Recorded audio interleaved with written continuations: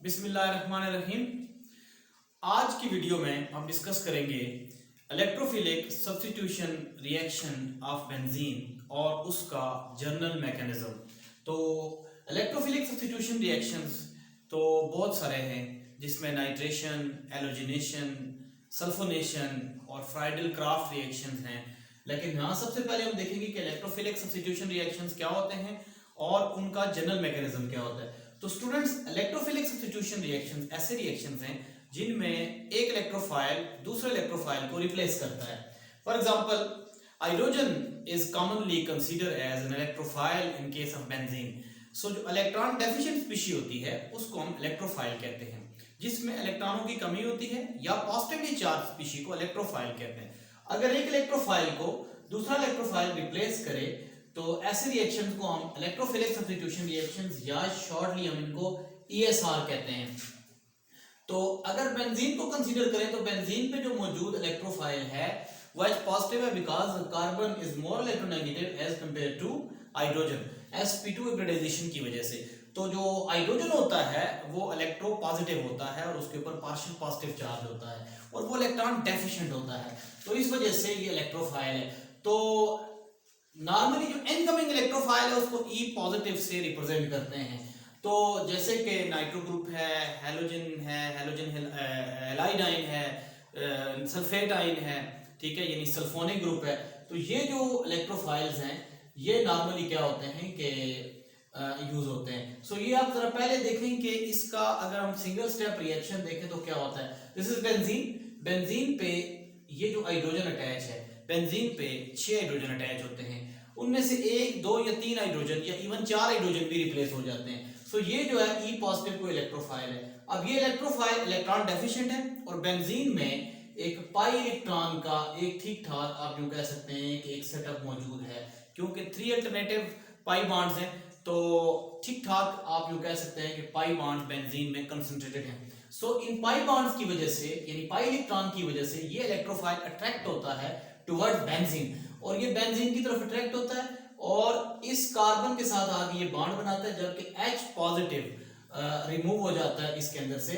सो H positive जब remove होता है तो H पॉजिटिव अपने इलेक्ट्रॉन दे के रिमूव होता है। जब ये इलेक्ट्रॉन दे के रिमूव होता है, अपना इलेक्ट्रॉन भी और शेयर्ड इलेक्ट्रॉन भी, तो ये H पॉजिटिव की फॉर्म में रिमूव होता है, यानी ये एक प्रोटॉन है और एक इलेक्ट्रोफाइल है और ये आपके पास प्रोडक्ट है, सब्स्टिट्यूटेड प्रोडक्ट। अब इसका अगर जनरल मैकेनिज्म देखें तो इसके 3 मेन स्टेप्स हैं। पहले स्टेप में इलेक्ट्रोफाइल जनरेट होता है, दूसरे स्टेप में इलेक्ट्रोफाइल अटैक करता है और तीसरे स्टेप पे प्रोटॉन रिमूव होता है। सो फर्स्ट स्टेप देखें। फर्स्ट स्टेप में जनरेशन और प्रोडक्शन ऑफ इलेक्ट्रोफाइल। इलेक्ट्रोफाइल कैसे पैदा होता है? कोई रिएजेंट जो होता है उसका जो एक पार्ट होता है वो पार्शियल पॉजिटिवली चार्ज होता है और जो दूसरा पार्ट होता है वो पार्शियल नेगेटिवली चार्ज होता है और उसको हम ENU लिख सकते हैं। E mean partial positively charge part और NU mean partial negatively charge part. और इसको जब किसी कैटलिस्ट के साथ रिएक्ट करवाते हैं तो ये कैटलिस्ट न्यूक्लियोफाइल और इलेक्ट्रोफाइल या जो रिएजेंट है उसको ब्रेक करता है, यानी कि उसकी हेट्रोलिटिक क्लीवेज करता है। जब हेट्रोलिटिक क्लीवेज करता है तो अब देखिए ये जो दोनों इलेक्ट्रॉन हैं जो कि E और NU के दरमियान हैं, ये शिफ्ट हो जाते हैं NU की तरफ, तो NU के ऊपर नेगेटिव चार्ज आता है। वो नेगेटिवली चार्ज पार्ट फिर कैटलिस्ट के साथ कंबाइन होता है, टेम्परेरी कॉम्प्लेक्स सेटअप बनाता है जिसको हम कहते हैं NU कैटलिस्ट कॉम्प्लेक्स, और साथ में ये E पॉजिटिव यानी इलेक्ट्रोफाइल जनरेट होता है। याद रखिए इस स्टेप पे चूंकि बॉन्ड ब्रेक हो रहे होते हैं तो बॉन्ड ब्रेकेज की वजह से this reaction is slow in nature. तो पहले स्टेप में इलेक्ट्रोफाइल पैदा हो जाता है। उसके बाद इलेक्ट्रोफाइल जब पैदा हो जाता है तो इलेक्ट्रोफाइल अटैक करता है बेंजीन रिंग के पाई इलेक्ट्रॉन्स पे और उसमें एरेनियम आयन बनता है या सिग्मा कॉम्प्लेक्स बनता है। तो अब देखिए ये electrophile is moving towards benzene और बेंजीन के पाई इलेक्ट्रॉन पे जाके ये क्या करता है? अटैक करता है। सो पाई इलेक्ट्रॉन पे अटैक करता है तो बेंजीन में कोई से जो 2 कार्बन होते हैं उनकी तरफ से पाई इलेक्ट्रॉन शिफ्ट हो जाते हैं या पाई बॉन्ड शिफ्ट हो जाता है टुवर्ड्स एनी कार्बन। सपोज इस कार्बन की तरफ शिफ्ट हो गया तो इस कार्बन के पास 2 इलेक्ट्रॉन आ गए, उन 2 इलेक्ट्रॉन्स का E के पॉजिटिव के साथ बॉन्ड बन जाएगा। तो आप ये कह सकते हैं कि E और कार्बन के दरमियान बॉन्ड बन गया और जो नेबरिंग कार्बन है उसके ऊपर पॉजिटिव चार्ज आ गया, तो इसको हम क्या कहते हैं? Arenium ion.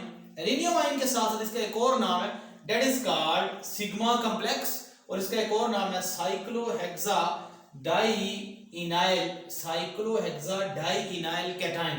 कैटायन इसलिए कि ये पॉजिटिव चार्ज है, और ये साइक्लोहेक्सा यानी कि साइक्लिक स्ट्रक्चर है, 6 कार्बन है और 2 इसके अंदर डबल बॉन्ड, इसलिए इसको हम क्या कहते हैं, डाइइनाइल कैटायन।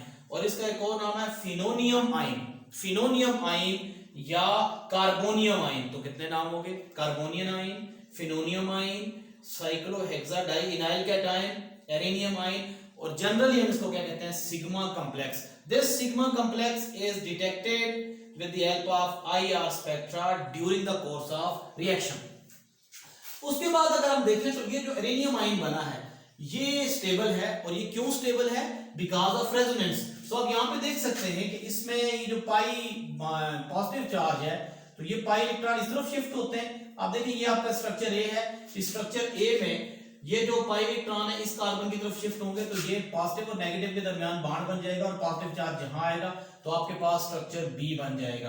तो देखें स्ट्रक्चर बी में पॉजिटिव चार्ज एक और कार्बन पे आ गया है, यानी कि आप लोग कह सकते हैं कि 4th पोजीशन पे आ गया है इसके लिहाज से। उसके बाद ये पाई इलेक्ट्रॉन इस कार्बन पे शिफ्ट होते हैं, तो इसके दरमियान यहाँ पे डबल बॉन्ड बन जाता है, और अब पॉजिटिव चार्ज यहाँ पे पहुंच जाएगा, तो आप देख सकते हैं यहाँ पे आ गया है। और नेक्स्ट स्टेप में ये जो पॉजिटिव चार्ज है वो वापस यहाँ पे भी शिफ्ट हो सकता है। सो अगर इसको रिवर्स हम करें तो इसलिए ये इसके 3 रेजोनेटिंग स्ट्रक्चर है। सो जो एरेनियम आयन है it is stable by resonance. So next step में क्या होता है, लॉस ऑफ प्रोटॉन होता है, यानी कि जो प्रोटॉन होता है सिग्मा कॉम्प्लेक्स में वो रिमूव होता है। वो कौन रिमूव करता है, बेस रिमूव करता है। अब ये बेस कैसे रिमूव करता है बच्चों, ये जो NU और कैटालिस्ट के दरमियान जो टेम्परेरी बॉन्डिंग हुई है, यानी कि कॉम्प्लेक्स फॉर्मेशन हुई है, तो ये अनस्टेबल है।